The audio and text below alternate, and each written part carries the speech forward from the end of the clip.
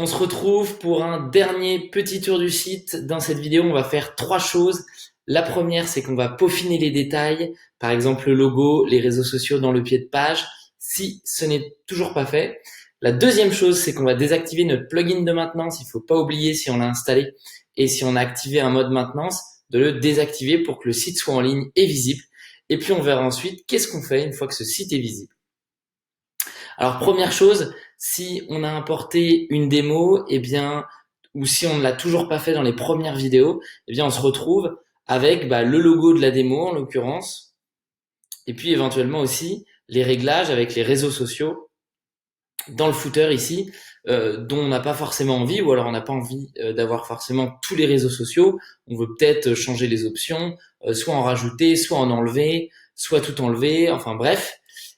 Donc voilà, la première chose qu'on va faire, c'est qu'on va régler ces détails et on va voir qu'il y a un deuxième bloc dans les détails. C'est de repasser sur le site, voir s'il n'y a pas de faute dans le fond et de faute dans la forme. Alors bien entendu, c'est une première version qu'on pourra toujours modifier, mais si jamais on se rend compte que tous nos boutons sont jaunes quelque part et qu'on se retrouve avec un bouton bleu à un endroit, ça peut faire tâche et c'est le moment, pendant ce dernier tour où on regarde le site, de modifier ça.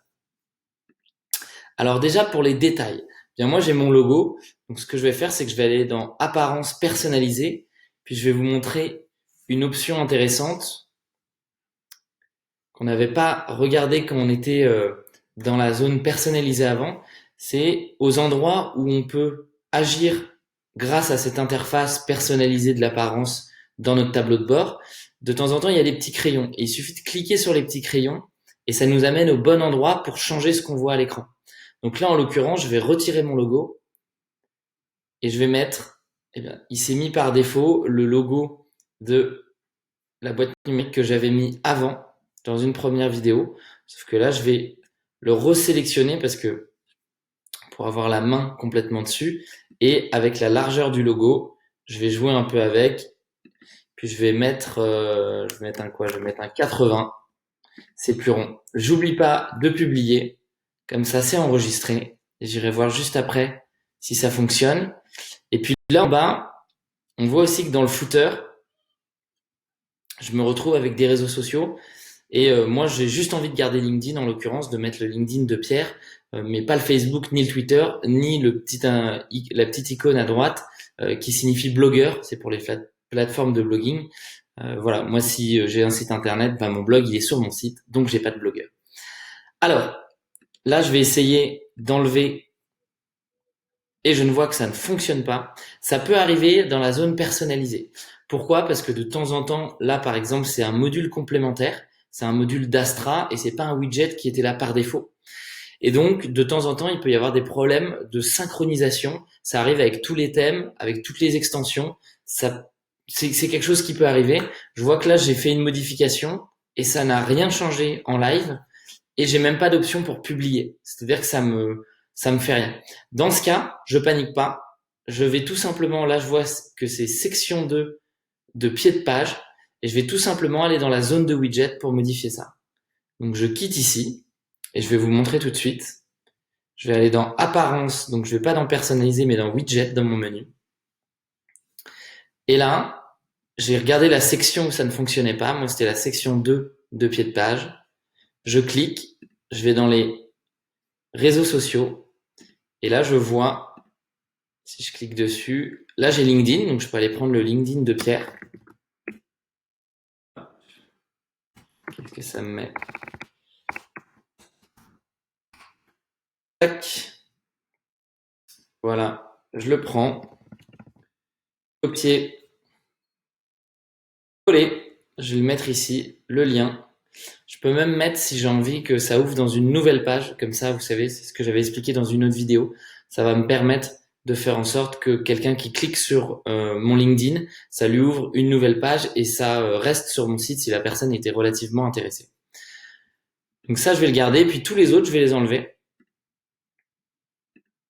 Et puis si jamais j'avais voulu rajouter une icône, j'aurais pu cliquer sur Add Items et choisir autre chose et j'aurais pu me dire qu'est-ce que je pourrais rajouter Twitter, Facebook, je vais regarder est-ce qu'il y a une icône Instagram. Oui, et ben voilà, j'aurais pu rajouter mon icône Instagram. Ici, j'aurais mis le lien de mon profil Instagram. Et puis voilà, j'ai plus qu'à enregistrer ensuite. Là, moi, je ne vais garder que LinkedIn. Je peux aussi varier. Là, je vois que mon icône, elle a une couleur noire. Je peux décider d'avoir la couleur officielle. On va voir ce que ça me fait.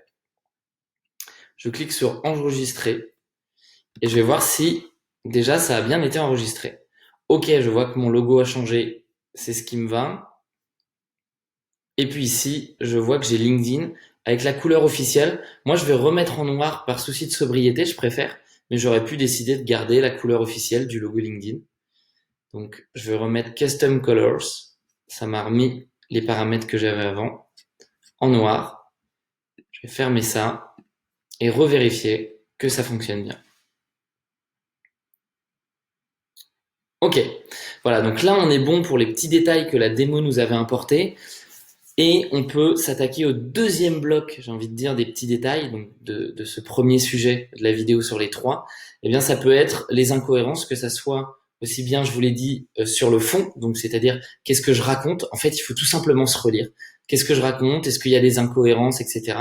Et puis ensuite sur la forme, pareil, est-ce qu'il y a des incohérences au niveau design? Je veux dire des choses flagrantes, parce que forcément, si on n'est pas designer pro, ça nous saute pas aux yeux.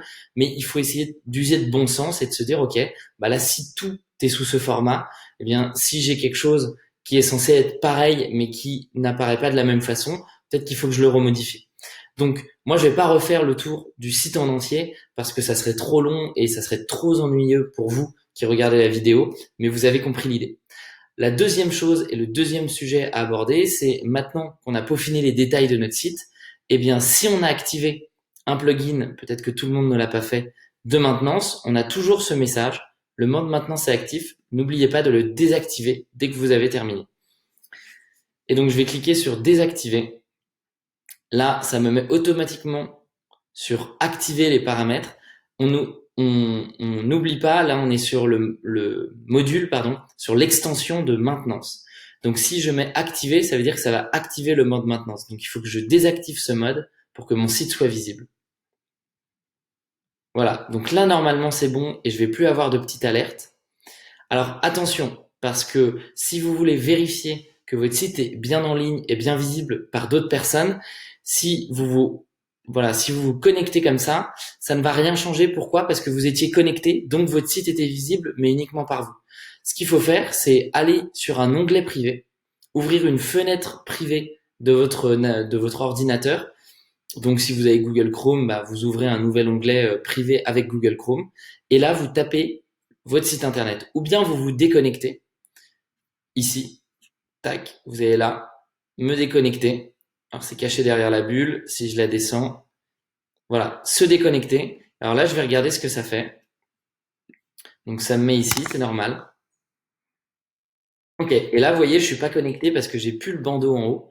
Je me dis aussi au passage que c'est parfait parce que quand je vois là, on a une ligne de flottaison, on a l'impression que Pierre sort d'en dessous et j'ai bien mon bouton qui est visible sur la page d'accueil tout de suite. Ça permet à la personne d'avoir tout de suite une action à faire, un appel à l'action. Donc voilà, là j'ai désactivé mon mode maintenance. C'est très important de le faire. Pourquoi? Non seulement pour la troisième étape, je vous dis ça tout de suite après, mais parce que si vous restez en mode maintenance, les robots ne vont pas venir agréger petit à petit vos données. Donc pour le référencement, en soi, ça se joue pas à quelques jours, donc il y a pas, c'est pas un impératif de se dire il faut là dans les 10 minutes que votre site soit en ligne. C'est plutôt que si vous le gardez en mode maintenance, vous vous dites je sais pas au cas où, etc. Déjà je vous redis ce que je vous ai dit précédemment, c'est-à-dire que personne ne va tomber sur votre site par hasard au début, sauf si vous avez fait circuler votre nom de domaine parce que vous utilisez déjà une adresse email hello@pierreguilbeault.me ou en l'occurrence avec votre domaine. Et puis ensuite, donc personne ne tombera par hasard et le temps que ça se référence, ça va pas être demain que vous allez être visible en première page de Google. Il va falloir qu'on fasse d'autres actions pour l'optimiser, pour que ça aille plus vite et puis pour faire en sorte qu'il y ait des meilleurs résultats. Mais avant ça, vous avez aucun risque, je vous assure. Donc ça va plus vous pénaliser qu'autre chose de le mettre en mode maintenance jusqu'au dernier moment pour la suite, plutôt que de le désactiver maintenant si vous avez voulu l'activer précédemment. Dites-vous aussi que vous avez votre première version en ligne et qu'il faut qu'elle soit visible. Visible par qui? Et c'est le troisième point de cette vidéo. Visible par, si possible, vos proches ou des gens qui peuvent faire des feedbacks. Donc, une fois que votre version est en ligne et visible, eh bien, votre rôle, c'est de prendre votre nom de domaine, d'écrire, d'aller sur Messenger, votre boîte mail, les emails de LinkedIn et d'envoyer quelques messages à des personnes de confiance que vous aimez bien et qui vont avoir le temps de vous faire des feedbacks. Prenez le temps de bien personnaliser votre message. N'envoyez pas un « Hey, est-ce que tu peux regarder mon nouveau site internet ?» Voilà, personnalisez bien le message pour chaque personne. Dites-vous que l'attention que vous allez mettre dans votre message pour demander des retours à une personne, eh bien, vous sera rendu au centuple parce que la personne va certainement prendre le temps de bien regarder ce que vous avez fait et de vous donner des retours complets. Comparé à quelqu'un qui vous demande un feedback où vous vous dites ok, son message il a fait des copier-coller, bah moi je me dis il l'a demandé à plein de gens, je vais pas forcément aller regarder parce qu'il va avoir plein de retours d'autres personnes. Voilà, c'est terminé pour cette vidéo. C'était l'idée de faire un dernier petit tour avant de le mettre en ligne et de savoir qu'est-ce qu'on fait après pour le mettre en ligne. Vous allez avoir en bonus de ce module, je l'ai déjà dit, mais dans la dernière vidéo, vous allez avoir un contenu qui vous explique comment est-ce que vous pouvez régler n'importe quel problème technique. Vous êtes déjà peut-être allé voir cette vidéo si vous avez buté sur certains problèmes avant. Bravo pour cette mise en ligne. On se retrouve dans le prochain module où on va regarder ensemble comment est-ce qu'on peut faire pour mettre ce site sous stéroïdes. On va s'occuper de plein de choses, comment on met un HTTPS, comment est-ce qu'on fait pour optimiser pour le référencement. Bref, on va pas s'ennuyer. À très vite. Bonne mise en ligne.